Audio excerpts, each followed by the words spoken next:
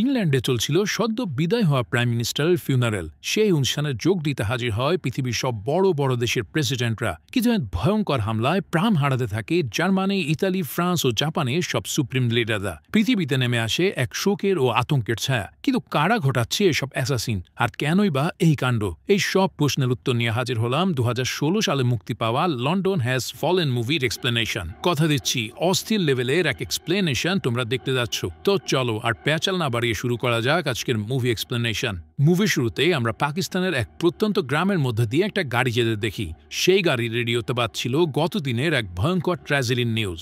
ফিলিপাইনের মানিলায় মারাত্মক এক টেররিস্ট অ্যাটাকে 231 জন নিহত হওয়ার পাশাপাশি প্রচুর লোক আহত হওয়ার খবর আসছিল। এই অ্যাটাকটা ছিল পুরো এশিয়ার ইতিহাসে সবচেয়ে ভয়ানক হ্যাচাকার অ্যাটাক। কিন্তু এই ঘটনার পিছনে কোন অর্গানাইজেশন দায়ী এটা এখনো জানা যায়নি। তবে ঘটনাস্থল থেকে পাওয়া এক্সপ্লোসিভের ধরন দেখে এই বোমগুলো কে সাপ্লাই দিয়েছে তা সম্পর্কে একটা ধারণা পাওয়া গেছে। এই লোক হলো দুনিয়ার সবচেয়ে খতরনাক এবং মোস্ট ওয়ান্টেড আর্মস ডিলার আমির বাখ।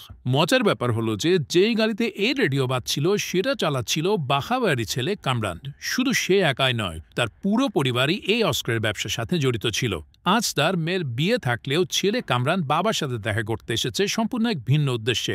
গতদিনে অ্যাটাকের পর পুরো দুনিয়ার সন্দেহ যে তার দিকে, সেটা কারো অজানা না। ইতিমধ্যেই তার উপরে স্পাইং করার জন্য পাকিস্তানে যাওয়া জার্মানি এক এজেন্টকে ট্র্যাক করে খতম করে দিয়েছে তারা। এই নিউজটাই কামরান তার বাবাকে জানানোর জন্য এসেছে।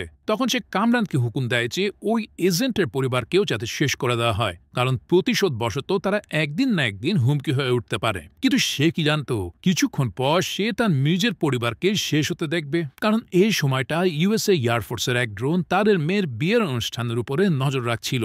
বিয়েতে ছদ্মবেশে থাকা এক এজেন্ট এয়ারফোর্সের কর্মকর্তাদেরকে গ্রিন সিগন্যাল দিয়ে বিয়ের আসর থেকে চলে যায়। আর সাথে সাথে ইউএসএ এয়ারফোর্সের অফিসাররা ট্রিগার টেনে দিলে উপর থেকে বিরাট এক বোম আঘাত হানে সেই বিয়ের আসরে। আর এরই মাধ্যমে খতম হয়ে যায় বাখাওয়াতি সহ তার পুরো পরিবার। এর 2 বছর পরের কথা, আমেরিকার সিক্রেট সার্ভিস এজেন্ট মাইক বেনিন তার ডিউটি হিসেবে প্রেসিডেন্টের গাড়ি বহরের পাশে দৌড়াচ্ছে। আমেরিকার সিক্রেট সার্ভিসের পেশা হলো যে তারা নিজেদের জীবনের বিনিময়ে হলেও ইউএসএ প্রেসিডেন্টকে রক্ষা করবে। তবে দীর্ঘদিনের এই কাজ থেকে মাইক এখন বিরতি নিতে চায়। এর কারণ আমরা তখন জানতে পারি যখন সে তার নিজের স্ত্রীর কাছে ঘরে ফিরে যায়। তার স্ত্রী আর কয়েকদিন পরে তাদের অনাগত সন্তানের জন্ম দিতে চলেছে।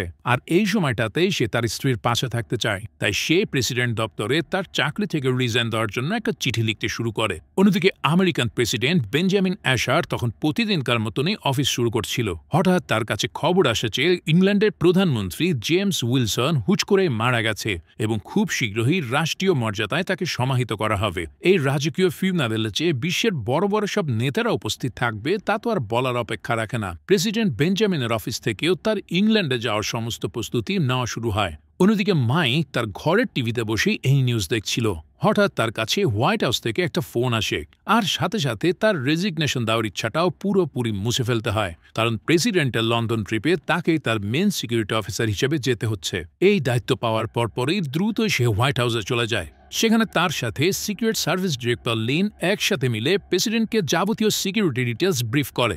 যে কোনো ভ্রমণেই আমেরিকান প্রেসিডেন্টের নিরাপত্তার ব্যাপারটাকে খুব গুরুত্বের সাথে দেখা হয়, কারণ এই ধরনের জার্নিতে প্রেসিডেন্টের উপর হামলা হওয়ার সম্ভাবনা অনেক বেশি থাকে। তাই আগামী 3 দিন মাইককে প্রেসিডেন্টের সাথে একেবারে ছায়ার মতো লেগে থাকতে হবে। অন্যদিকে ব্রিটিশ আর্মির পক্ষ থেকেও এই ফিউনারেলকে ঘিরে কড়া নিরাপত্তার প্রস্তুতি নেওয়া হয়, কারণ সেখানে শুধুমাত্র রাশিয়ান প্রেসিডেন্ট বাদে পৃথিবীর সব বড় বড় দেশের প্রেসিডেন্ট এবং প্রধানমন্ত্রীরা উপস্থিত থাকবে। এভাবেই কড়া নিরাপত্তার মধ্যে দিয়ে নির্দিষ্ট দিনে সমস্ত প্রেসিডেন্ট এবং প্রধানমন্ত্রীরা ধীরে ধীরে লন্ডনে এসে পৌঁছায়। ইউএসএ প্রেসিডেন্টও এয়ারপোর্ট থেকে তার গাড়ি বহরের সাথে নিয়ে লন্ডনের সেন্ট পল ক্যাথেড্রালের উদ্দেশ্যে যাত্রা শুরু করে। এই চার্চের সামনে ব্রিটিশ প্রধানমন্ত্রীর রাজকীয় ফিউনারেল অনুষ্ঠিত হবে। অন্যান্য দেশে সব বড় বড় নেতারাও ধীরে ধীরে গাড়ি আর ইয়োট যোগে সেখানে যাত্রা শুরু করে। প্রেসিডেন্ট বেঞ্জামিন সবার আগেই সেই ক্যাথেড্রালে গিয়ে পৌঁছায়, কারণ মাইক কোনো ধরনের অপ্রত্যাশিত হামলা এড়ানোর জন্য নির্ধারিত শিডিউলের আগেই তার চার্চে পৌঁছানোর ব্যবস্থা করে রেখেছিল।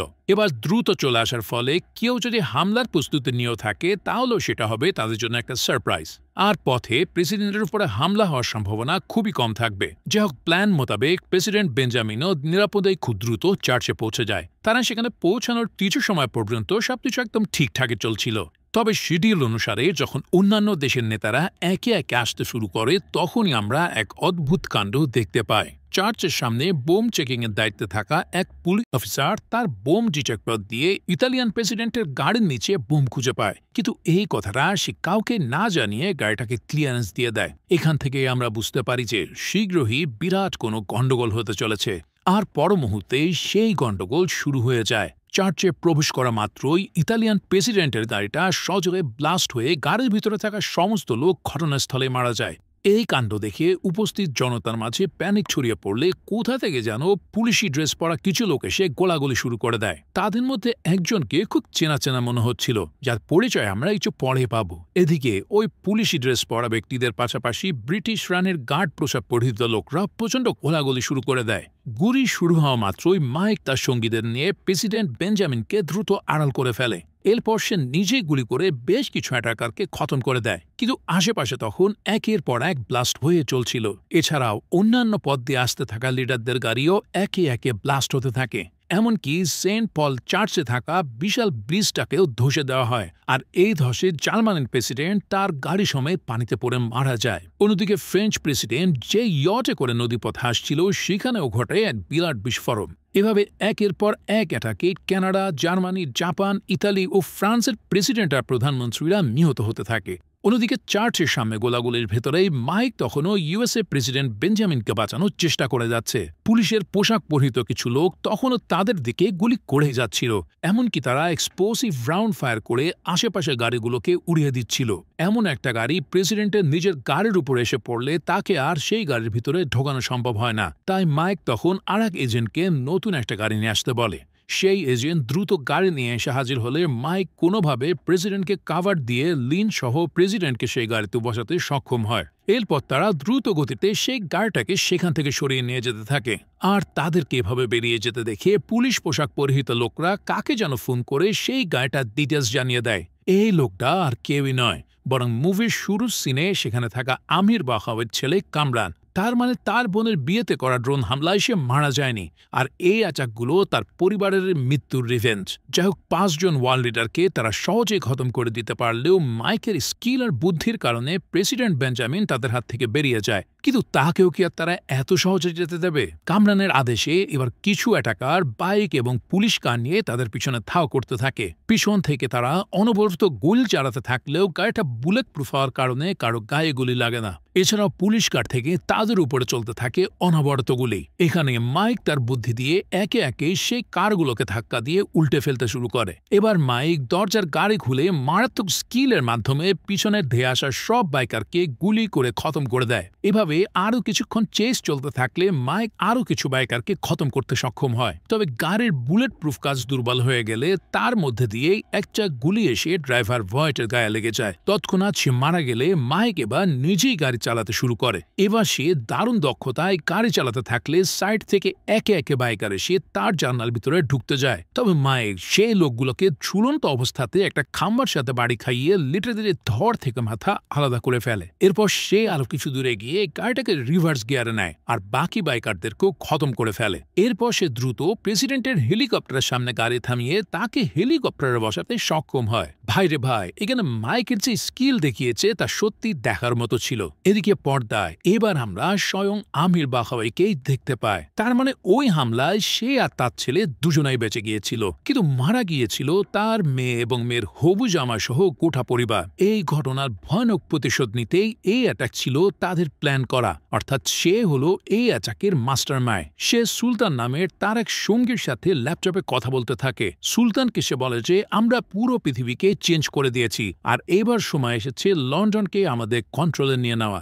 তার এই কথা শোনার পরেই সুলতান তার কম্পিউটারের সাথে লন্ডন শহরের সমস্ত ইলেকট্রিক সাপ্লাই অফ করে দেয়, যার কারণে কিছুক্ষণেই পুরো শহরের সব বাতি একে একে নিভে গিয়ে সমস্ত শহরটায় গাঢ় অন্ধকারে ঢেকে যায়। ইতিমধ্যে ব্রিটিশ আর্মির পক্ষ থেকে লন্ডন শহরের সমস্ত বাসিন্দাদেরকে ঘর থেকে বের হতে নিষেধ করে দেওয়া হয়। আর অন্যদিকে আমেরিকায় বসে এই সিচুয়েশন মনিটর করতে থাকে ভাইস প্রেসিডেন্ট অ্যালান ট্রাম্বুল। উপর থেকে ড্রোনের সাহায্যে তারা প্রেসিডেন্টের হেলিকপ্টারের উপরে নজর রাখতে থাকে, কিন্তু সেখানেও বেশিক্ষণ তারা শান্তিতে থাকতে পারে না, কারণ নিচ থেকে হঠাৎ এক রকেট লঞ্চার দিয়ে পুরো হেলিকপ্টারের উপরে হামলা শুরু হয়ে যায়। প্রেসিডেন্টকে যে হেলিকপ্টার করে নিয়ে যাওয়া হচ্ছিল তার নাম ছিল মেরিন 1, আর এর পাশেই মেরিন 2 এবং মেরিন 3 নামের আরো দুটো হেলিকপ্টার তাকে কাভার দিচ্ছিল।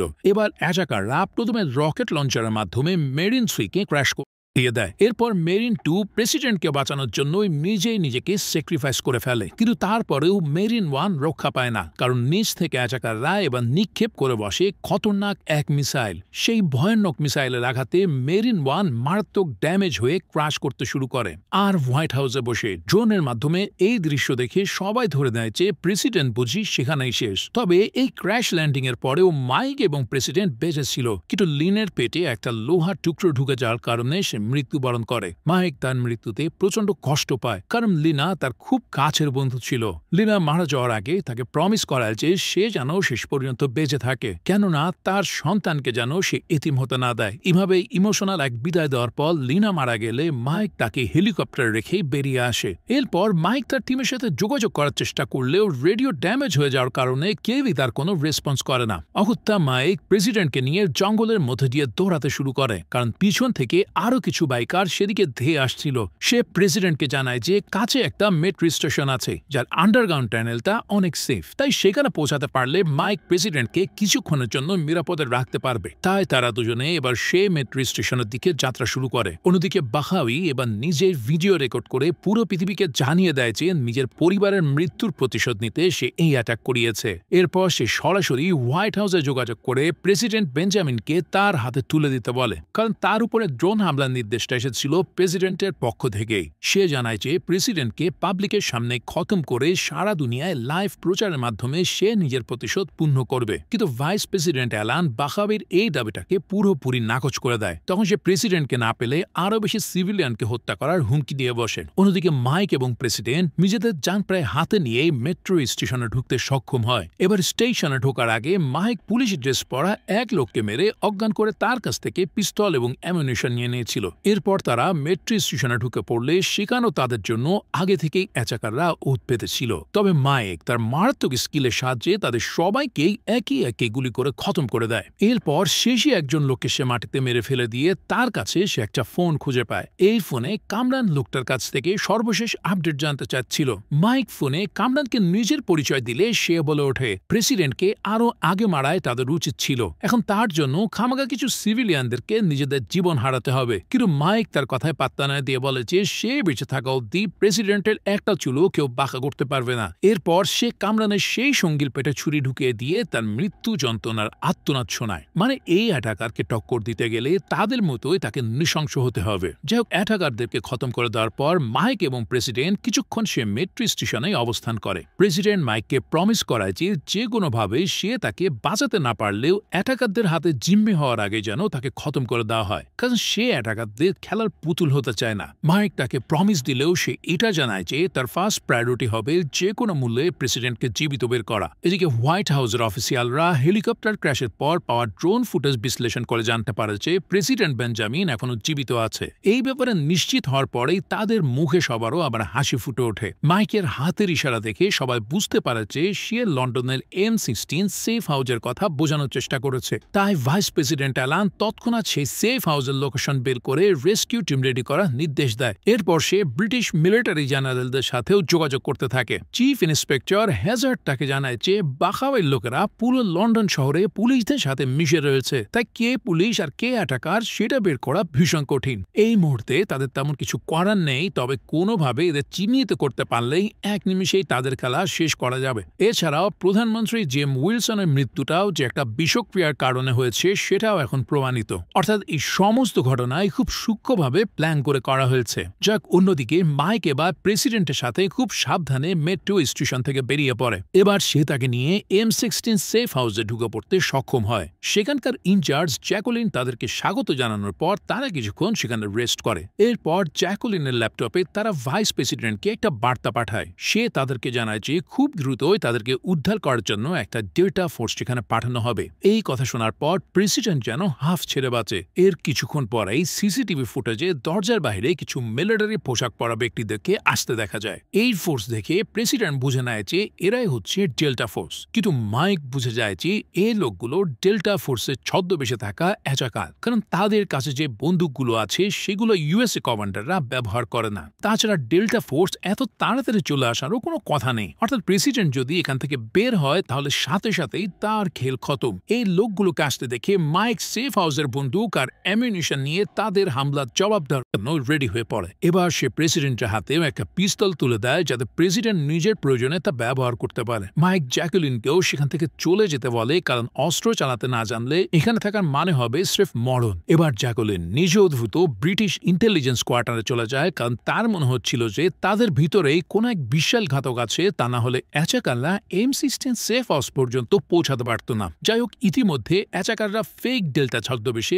বিল্ডিং এর ভিতরে ঢুকে পড়লে মাইক প্রথমে চুপিশাল ছুরি দিয়ে তাদের দুজনকে খতম করে দেয়। এরপর আরো কিছু লোক এসে গোলাগুলি শুরু করলে সে তাদের রাইফেল দিয়ে শেষ করতে থাকে। তারপর আবার ছাদ ভেঙে এক লোক এসে তার উপরে হামলে পড়ে, কিন্তু সেও তাকে সাথে সাথে মারাত্মক স্টাইলে খতম করে দেয়। ভাইরে ভাই, মাইকের কমব্যাট স্কিল সত্যি অবাক করে দেওয়ার মতো ছিল। যাই হোক, বেশ কয়েকজনকে খতম করে দেওয়ার পর মাইক অন্য রুমে ঢুকে তখন হঠাৎ পিছন থেকে এক লোক এসে তাকে গুলি করতে যায়, কিন্তু সময় মতো প্রেসিডেন্ট নিজে এসে ওই লোকটাকে গুলি করে মাইককে বাঁচিয়ে নেয়। এরপর তারা পার্কিং লটে দাঁড়িয়ে থাকা একটা বুলেট প্রুফ গাড়িতে করে আমেরিকান এম্বাসির দিকে রওনা দেয়। কিন্তু সেখানে যে আগে থেকেই অ্যাটাকাররা উৎপেতে থাকবে তা মাইক বেশ ভালো করেই বুঝতে পেরেছিল। তাই তার কথায় প্রেসিডেন্ট দ্রুত গতিতে গাড়ি চালাতে থাকলে দুপাশ থেকে তাদের উপরে প্রচন্ড মাত্রায় গুলির বৃষ্টি হতে থাকে। তবে বুলেট প্রুফ কাজের জন্য সেই গুলির বৃষ্টি থেকে তারা বেঁচে গিয়ে এম্বাসির দিকে এগিয়ে যায়। তবে একেবারে শেষ মুহূর্তে বিশাল এক ট্রাক এসে তাদের গাড়িকে ধাক্কা দেওয়া মাত্রই তা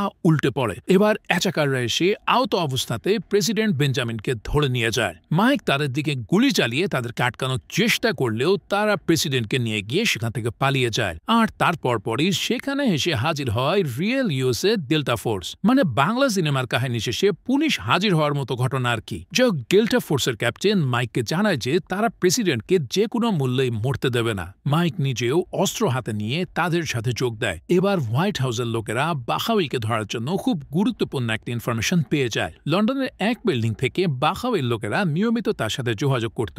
এই বিল্ডিংটায় তার ছেলে কামরানের আস্তানা বলে ধারণা করা হয়। আর এদিকে ডেল্টা ফোর্স সেই বিল্ডিংটাতে অ্যাটাক করে প্রেসিডেন্টকে রেস্কিউ করার প্রস্তুতি নিতে থাকে। অন্যদিকে জ্যাকুলিন যখন ইন্টেলিজেন্স হেডকোয়ার্টারে গিয়ে চিফ হ্যাজার্ডকে জানায় যে তাদের মধ্যে কেউ একজন বিশ্বাসঘাতকতা করছে, এই কথা শুনে চিফ তখন ভীষণ অবাক হয়ে যায়। এরই মধ্যে সে আবার মাইককে বলে যে তোমরা 20 মিনিট পর ওই বিল্ডিং এ অ্যাটাক করো, কেননা এই বিল্ডিং এখন অ্যাটাকারে ভর্তি। কিন্তু মাইক জানিয়ে দেয় যে তাদের হাতে এখন আর অপেক্ষা করার মতো সময় নেই। এই কথা বলতে না বলতে ডেল্টা ফোর্স এবং মাইকের সাথে অ্যাটাকারদের গোলাগুলি শুরু হয়ে যায়। সামনের দিক থেকে প্রচুর অ্যাটাকার এসে তাদের দিকে গুলি করতে থাকলেও মাইক এবং ডেল্টা ফোর্সের ক্যাপ্টেন তাদের বেশিরভাগকেই খতম করে ফেলে। প্রচন্ড এই গোলাগুলিতে ডেল্টা ফোর্সের বেশ কিছু সৈনিকও মারা যায়। আর এদিকে অ্যাটাকাররা প্রায় বেশিরভাগই সাফ হয়ে যায়, কিন্তু তবুও তারা গুলি এবং রকেট লঞ্চার ব্যবহার করে হামলা চালিয়ে যায়। এমনকি তারা আর্ম গাড়ি নিয়ে এসেও মেশিন গান দিয়ে হামলা শুরু করে। তবে ডেল্টা ফোর্স সময় মতো সেই গাড়িটাকে উড়িয়ে দেয়।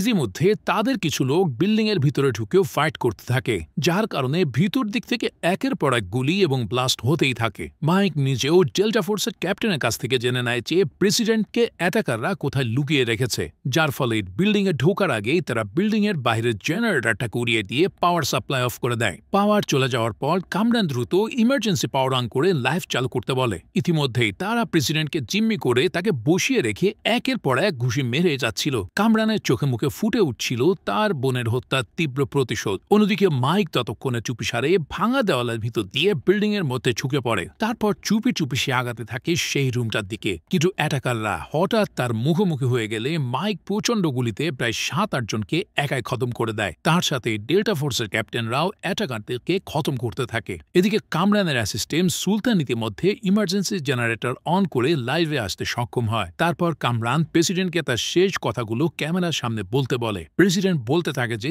তার মৃত্যুতে কেউ যেন আফসোস না করে আর সবাই যেন তাদের বিরুদ্ধে প্রতিরোধ গড়ে তোলে। এই কথা বলার সময় কামরান তাকে একের পর এক ঘুষি মেরে যাচ্ছিল। এদিকে হোয়াইট হাউসের কর্তারা সহ পুরো দুনিয়ার মানুষ এই লাইভ দেখে পুরোপুরি থমকে যায়। অবশেষে কামরান আস্ত এক তলোয়ার হাতে নিয়ে প্রেসিডেন্টকে লাইভে হত্যা করা শুরু করে, কিন্তু কিন্তু একেবারে শেষ মুহূর্তে মাইক এবং ডেল্টা ফোর্সে সেগুলি করে কামরানের স্বপ্ন সেখানে শেষ করে দেয়। এবার মাইক তাদের সাথে ফাইট শুরু করে তাকে আচ্ছা করে ধোলাই দিতে থাকে, কিন্তু ওদিকে আবার তার অ্যাসিস্ট্যান্ট সুলতান হুইল চেয়ারে বসে একটা গ্রেনেডের পিন খুলে ছেড়ে দেয়। গ্রেনেড দেখা মাত্রই মাইক কামরানকে ছেড়ে দিয়ে প্রেসিডেন্টকে নিয়ে একপাশে লাফিয়ে পড়তে বাধ্য হয়। এরপর গ্রেনেড ব্লাস্ট থেকে সে প্রেসিডেন্টকে বাঁচাতে পারলেও কামরান আবার সেই চান্সে ভেগে যায়। এবার মাইক এবং প্রেসিডেন্টও বিল্ডিং এর বাইরে যাওয়ার চেষ্টা করতে থাকে, কিন্তু করিডোরে পৌঁছানো মাত্রই আরও কিছু টাকার এসে তাদের উপরে গুলি চালাতে থাকে। তবে মাইক এবং প্রেসিডেন্ট দুজনই গুলি করে তাদেরকে শেষ করে দেয়, কিন্তু কিছুক্ষণ পর তাদের দুজনেরই বন্দুকের এমন শেষ হয়ে গেলে তারা সেখানে আটকা পড়ে। আর কোনো উপায় না পেয়ে মাইক ডেল্টা ফোর্সের ক্যাপ্টেনকে এই বিল্ডিংটা উড়িয়ে দিতে বলে। এখন এই বিল্ডিং এ ঢোকার আগেই তারা সেখানে প্রচুর এক্সপ্লোসিভ সেট করে রেখেছিল। ক্যাপ্টেন প্রথমে ইতস্ত করলেও পরে সে মাইকের কথায় বাটন চেপে দিয়ে সমস্ত এক্সপ্লোসিভ ব্লাস্ট করে দেয়, কিন্তু বিস্ফোরণ তাদের কাছে পৌঁছানোর আগেই মাইক প্রেসিডেন্টকে নিয়ে মির্জের তলার দিকে প্রচন্ড এক লাফ দেয়। ওদিকে আগে থেকে গুলি খেয়ে আহত হয়ে বসে থাকা কামরান আর এই বিস্ফোরণ থেকে পালানোর চেষ্টা করে না, ফলে বাকি সঙ্গী সমেত সে সেখানেই ফ্রাই হয়ে যায়। এই বিস্ফোরণের ধ্বংসযজ্ঞ থেমে গেলে ডেল্টা ফোর্স এসে মাইক এবং প্রেসিডেন্টকে খোঁজাখুঁজি করতে থাকে। এবার বেশ কিছুক্ষণ খোঁজার পর তাদেরকে মির্জের তলার এক রুমের মধ্যে অক্ষত অবস্থায় পাওয়া যায়, যার ফলে প্রেসিডেন্টের জীবিত থাকার সংবাদ শুনে হোয়াইট হাউসের সবাই উল্লাসে ফেটে পড়ে। অন্যদিকে জ্যাকুলিন কিন্তু অবশেষে খুঁজে বের করে ফেলেছিল যে তাদের ভিতরে কে ইনফরমেশন লিক করছিল। সেই লোকটা ছিল তার নিজেরই অ্যাসিস্ট্যান্ট জন, যে $20 মিলিয়ন জন্য তার দেশকে বেচে দিয়েছিল। জ্যাকুলিন তাকে পাকড়াও করার পর স্যারেন্ডার করতে বললেও জন তার দিকে এগিয়ে আসতে চায়, ফলে জ্যাকুলিন তাকে শেষ করে দিতে বাধ্য হয়। এর 2 সপ্তাহ পর লন্ডন শহর আবার স্বাভাবিক অবস্থায় ফিরে আসে। নতুন প্রধানমন্ত্রী নিয়ে গঠিত হয় ইংল্যান্ডের নতুন সরকার। আর ততদিনে মাইকেল ঘরে চলে আসে তার নতুন সন্তান, যার নাম সে রাখে লিনা। অবশেষে বিপজ্জনক এই পরিস্থিতি পার করে মাইক পরিবারের সাথে থাকার জন্য সিক্রেট সার্ভিস থেকে রিজাইন নেওয়ার জন্য সেই লেটারটা লিখতে শুরু করে, কিন্তু টিভিতে ভাইস প্রেসিডেন্টের ভাষণ শুনে তার মনে হয় যে দেশের জন্য এখনো তার অনেক কিছু করা বাকি। আর তাই তো সে পুরোটা দেখার পরেও লেটারটাকে ডিলিট করে দেয়। ঠিক এমনই এক অসাধারণ মুহূর্তের মধ্য দিয়ে এই মারাত্মক অ্যাকশন মুভিটাও এখানেই শেষ হয়। সো ভিডিওটা ভালো লেগে থাকলে অবশ্যই একটা লাইক করো, আর সেই সাথে সাথে নতুন কোন মুভি দেখতে চাও সেটা জানিয়ে কমেন্টস করো। দেখা হচ্ছে পরের কোনো ভিডিওতে। সেই পর্যন্ত সবাই ভালো ও সুস্থ থাকো।